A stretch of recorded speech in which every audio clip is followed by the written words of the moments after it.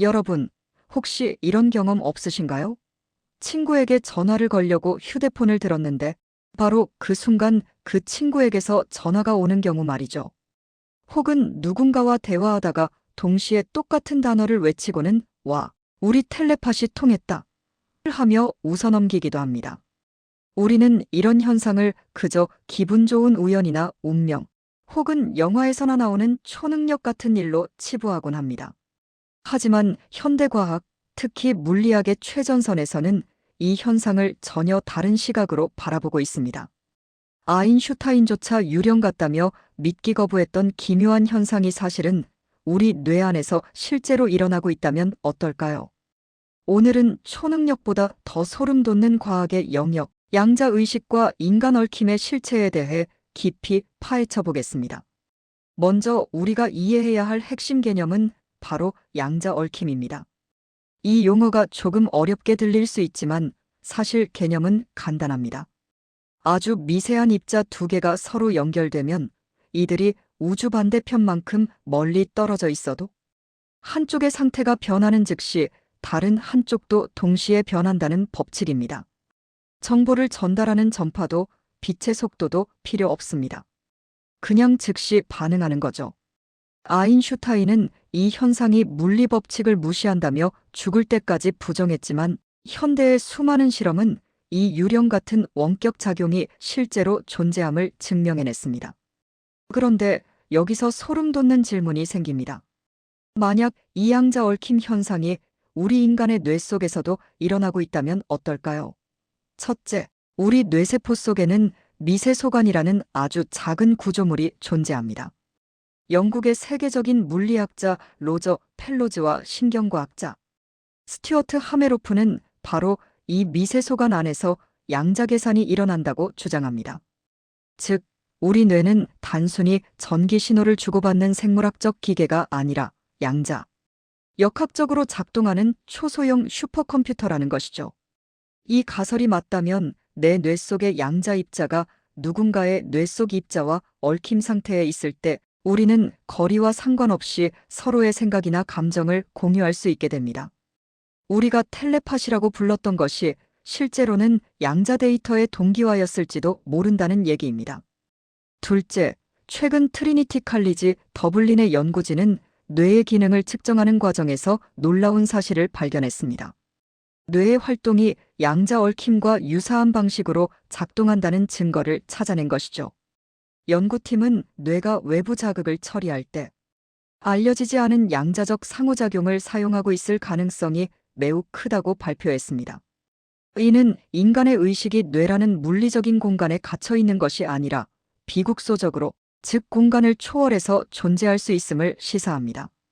우리가 흔히 말하는 직감이나 누군가 나를 쳐다보는 것 같은 느낌이 단순한 기분이 아니라 실제로 상대방의 의식 에너지를 양자 단위에서 수신한 결과일 수 있다는 뜻입니다.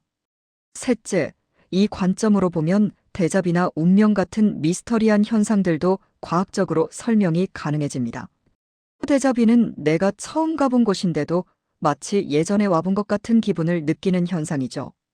기존 뇌과학에서는 이를 뇌의 기억 처리 과정에서 생기는 일시적인 오류라고 설명했습니다. 하지만 양자의식 관점에서는 다릅니다. 우리 의식이 양자적으로 얽혀 있다면 시공간의 제약을 받지 않는 데이터 전송이 가능해집니다. 어쩌면 데자비는 다른 시공간 혹은 나와 연결된 다른 의식이 경험한 데이터가 양자 얽힘을 통해 내 뇌로 순간적으로 유입된 데이터 로딩 현상일지도 모릅니다. 운명적인 만남 역시 마찬가지입니다. 수많은 사람 중에서 유독 한 사람에게 강한 끌림을 느끼는 것은 이미 양자 단위에서 서로 강력하게 얽혀 있는 입자들이 반응하는 과정이라고 볼 수 있는 거죠. 그렇다면 이런 양자적 연결이 우리 삶에 어떤 영향을 미치고 있을까요? 심리학자 칼 융이 주장했던 집단 무의식이라는 개념을 떠올려 보십시오. 모든 인류가 보이지 않는 거대한 의식의 바다를 공유하고 있다는 생각 말입니다. 과거에는 이것이 철학적이거나 종교적인 주장으로 들렸지만 양자역학은 이를 과학적 영역으로 끌어올리고 있습니다. 전 지구적으로 거대한 사건이 터졌을 때 혹은 수많은 사람이 동시에 같은 감정을 느낄 때 우리 뇌의 양자 얽힘 지수는 급격히 상승할 수 있습니다. 우리가 서로를 이해하고 공감하는 능력 자체가 사실은 생존을 위해 발달한 양자통신 시스템일 수 있다는 것이죠. 하지만 여기서 우리는 한 단계 더 나아간 충격적인 가설을 마주하게 됩니다. 만약 우리의 의식이 양자 얽힘으로 연결되어 있다면 나라는 개인의 독립성은 과연 실존하는 것일까요?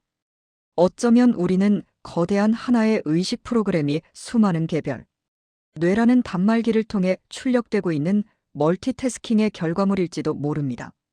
내가 지금 하는 생각이 온전히 나의 것인지 아니면 나와 연결된 누군가의 의식이 나에게 투영된 것인지 구분할 수 있는 방법은 현재로선 없습니다. 이런 이야기가 너무 공상과학 소설 같다고 느껴지시나요? 하지만 과거에 무선 인터넷이나 스마트폰 통신을 마법이나 초능력이라고 생각했던 것처럼 양자의식 역시 미래에는 지극히 당연한 과학상식이 될 것입니다. 이미 구글과 IBM 같은 글로벌 기업들은 양자 컴퓨터 개발에 천문학적인 돈을 쏟아붓고 있습니다. 그들이 단순히 빠른 계산기를 만들고 싶은 걸까요?